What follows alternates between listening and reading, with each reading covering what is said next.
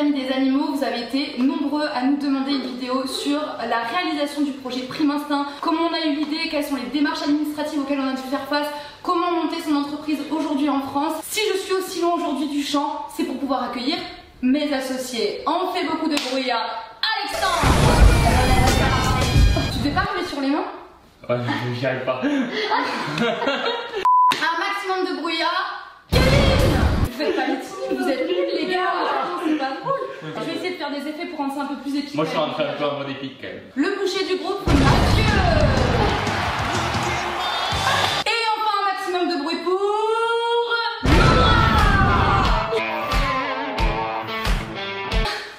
Non, je prenais juste mon thé.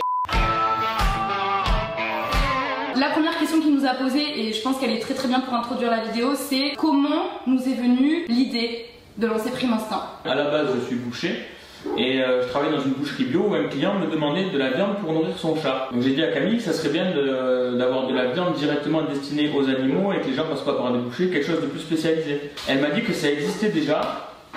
Vas-y continue, je cherche mon thé. Elle m'a dit que ça existait déjà mais que les gens se faisaient leurs portions eux-mêmes. Et moi j'ai pensé au fait de leur faciliter la tâche en leur préparant des menus tout prêts et adaptés. Vous le savez, je vous ai proposé des vidéos sur le bar, je savais qu'il y avait aussi un engouement et une réelle envie de passer au bar, mais que certains n'avaient pas le temps, n'avaient pas l'envie, n'avaient pas les connaissances et en fait voilà, on en a discuté. Toi de ton côté t'avais tes clients qui étaient en réelle demande. Et un fameux soir sur le parking de Lidl.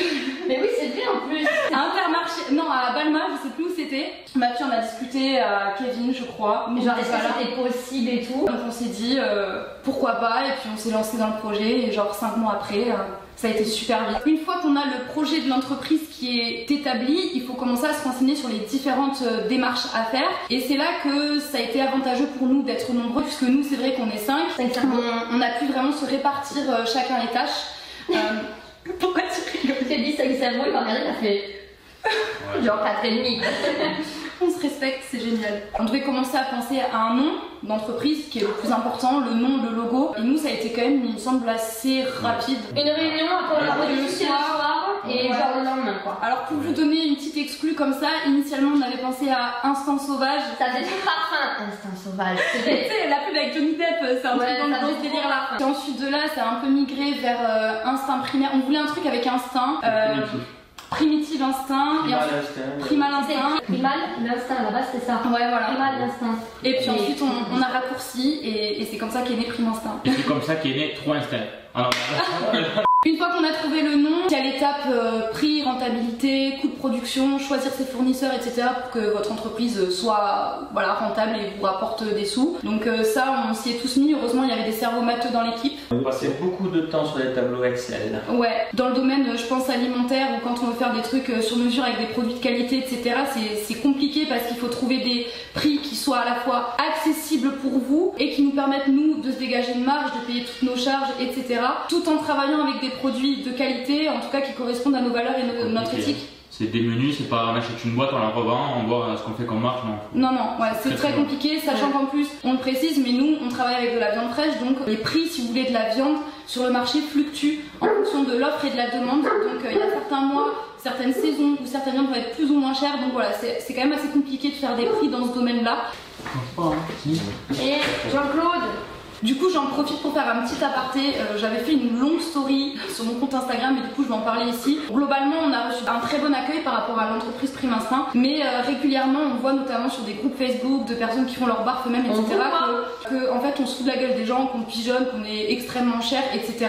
Il faut savoir que derrière un prix, il y a tout un process, il faut compter effectivement les charges, il faut compter le remboursement du capital qu'on a mis initialement au départ, il faut compter l'achat de la matière première et il faut compter la marge qu'on peut se dégager pour en vivre, parce que le but aujourd'hui aussi de monter son entreprise, c'est de pouvoir en vivre. Donc nous on a fait des choix, de travailler avec des produits de qualité, parce que Prime Instinct c'est pas juste un service, c'est un service qui vous facilite la vie, mais c'est également des produits, des matières premières de qualité. Donc pour ces deux raisons-là, on a des coûts de production qui peuvent sembler élevés, mais derrière c'est justifié. Voilà, donc juste petite parenthèse fermée.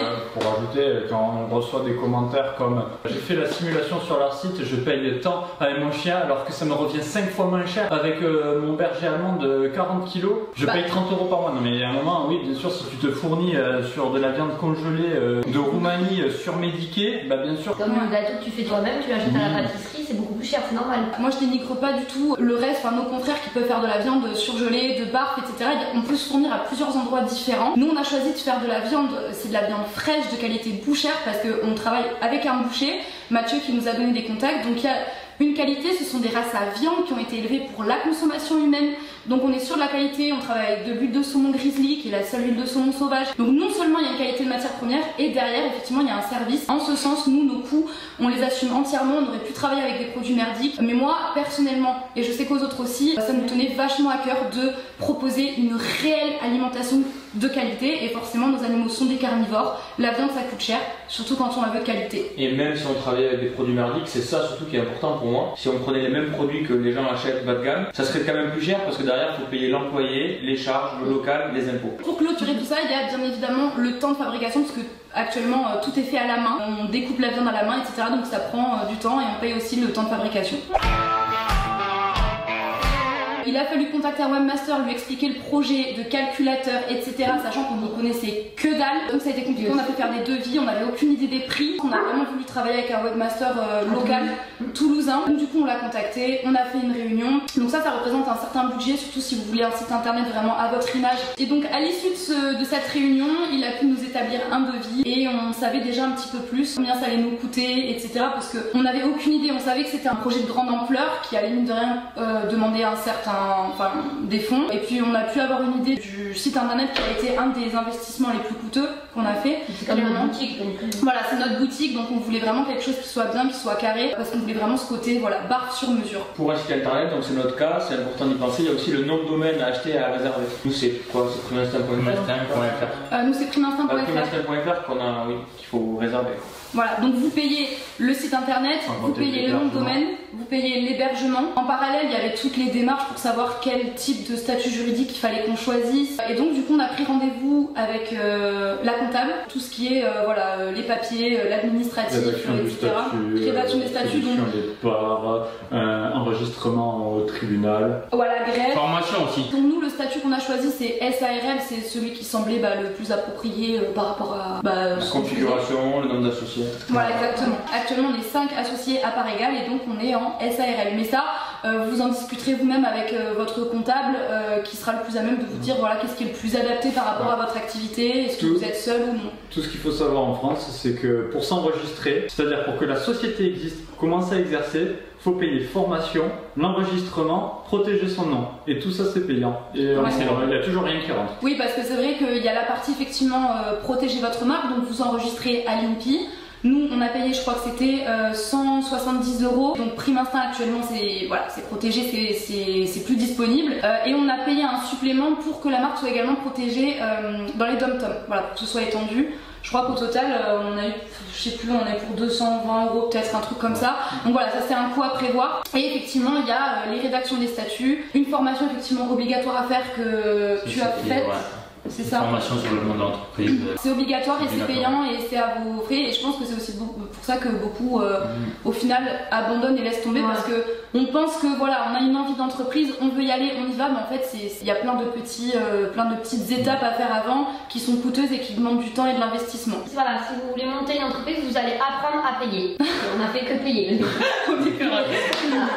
Donc, une des premières choses qu'on a faites, c'est de devoir trouver un local. Ouais, grâce à un contact, on a pu trouver notre local qui était un ancien Vival et qui était parfait pour ce qu'on voulait faire. Il y avait déjà heureusement que c'était à la mairie, c'est plus simple.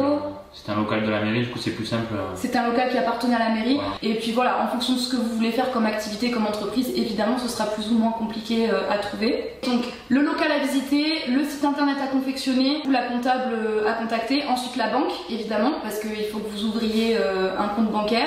Tous les prestataires auxquels vous allez faire appel vont... pour la plupart être amenés à travailler ensemble et à échanger pour vraiment mettre à pied votre projet. Donc vous êtes vraiment pas seul, vous allez devoir vous entourer d'une équipe et pour moi c'est très très important de s'entourer de personnes de confiance et qui soient professionnels. Voilà. Ça c'est l'essentiel. Il y a aussi un assureur qui va assurer l'activité, les locaux au minimum. Ouais, donc ça vous allez... Comme pour une maison. Ouais voilà, c'est ça. Dès que vous allez trouver le local, il faudra que vous trouviez un assureur comme effectivement comme pour une maison. Une fois qu'on avait le local, les statuts, le compte en en banque, le site internet. Il a fallu qu'on trouve les produits, donc les prestataires, qu'on équipe le local, qu'on achète des tables, machines sous vide, etc. Donc c'est ce qui a demandé probablement la deuxième plus grosse part d'investissement. Nous on a commencé en s'équipant avec le strict minimum et puis ensuite quand votre entreprise elle commence à tourner et que vous avez des besoins et des rendements plus importants, là vous réinvestissez derrière. Une fois que vous avez toutes vos installations de fait et que vous êtes prêt à commencer, il vous faut un agrément donc, qui est délivré par un organisme local qui va venir en fait vérifier vos locaux, que tout soit aux normes, etc. Donc vous avez au préalable un document à remplir et envoyer pour que vous soyez enregistré et puis vous délivreront ce qu'on appelle un agrément qui vous donnera le droit d'exercer, de vendre vos produits. Et il valide un équipement et une façon de travailler sur la traçabilité, le suivi de l'hygiène. Dernier point auquel il a fallu qu'on pense, c'était la livraison, forcément parce qu'on a décidé de pouvoir livrer partout en France et ça a été un casse-tête. En fait j'ai l'impression que tout était un casse-tête. On livre du coup des denrées alimentaires qui sont périssables, donc il a fallu qu'on choisisse le meilleur moyen de transporter et d'acheminer vos colis pour que ça arrive chez vous. Il y avait deux solutions. Soit il y avait les expressistes, on vous faisait partir la viande dans des colis isothermes avec des packs de glace et vous le receviez chez vous rapidement. Soit il y avait effectivement les camions frigorifiques de chez Chronofresh qui actuellement sont les seuls à proposer cette solution en France et qui proposent un système de livraison plus optimal. Au début on a commencé avec des expressistes parce que les coûts étaient forcément moins importants et voilà, on voulait vraiment vous proposer des livraisons pas trop chères et on s'est rendu compte que c'était une catastrophe. On a tenu 15 jours, c'est-à-dire que déjà il y avait du suremballage, il fallait que vos menus on les mette dans des sacs isothermes avec des packs de glace et quand on a vu que les livreurs laissaient vos colis dans les boîtes aux lettres alors qu'on était en plein été, enfin on a eu des pertes, on a dû faire face à des pertes et on s'est dit que c'était plus possible et qu'il fallait du coup qu'on travaille avec Chronofresh. Là effectivement on a dû augmenter les prix de livraison parce que c'est pas du tout les mêmes, mais au moins il y a un service de livraison qui est optimal. On avait la troisième solution aussi qu'on a hésité à envoyer Kevin partout en France avec sa camionnette livrer les colis. Ce qui était difficilement réalisable. Le système de livraison c'est important de le mettre en place parce que mine de rien ça participe énormément à l'image de votre entreprise et ça malheureusement quand vous avez des soucis de livraison à répétition, les choses comme ça peut impacter l'image parce que le client lui il reçoit le produit.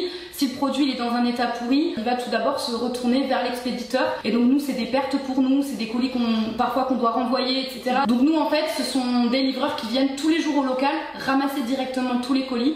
Comme vous pouvez le voir d'ailleurs, souvent on fait des stories sur Instagram. Ça part en camion frigorifique et puis c'est acheminé tout le long. Ce qui est bien surtout c'est que tout est tracé dans leur petit beeper, ils savent directement le colis qui est enregistré. Et il y a un suivi de température dans chaque colis qui nous permet de garantir la fraîcheur jusqu'au bout. Ouais. Vraiment pour ça que c'est top. C'était une dédicace au livreur.